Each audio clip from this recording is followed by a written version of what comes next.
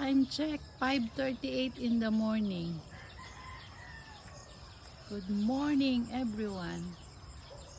I am here at the back feeding my chicken.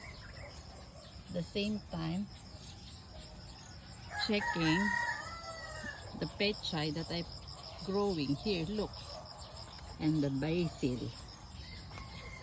So in a few weeks, it will harvest again. Here, they are so green, no worm in their leaves. And that is the rice field that they have put seeds already of vegetable and plastic mulching. Now here in the Philippines is longest night, shortest day.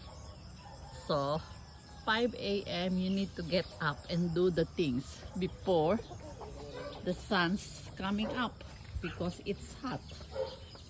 So 5 o'clock I get up, prepared my dog food for them, chicken, goose, birds, and gardening.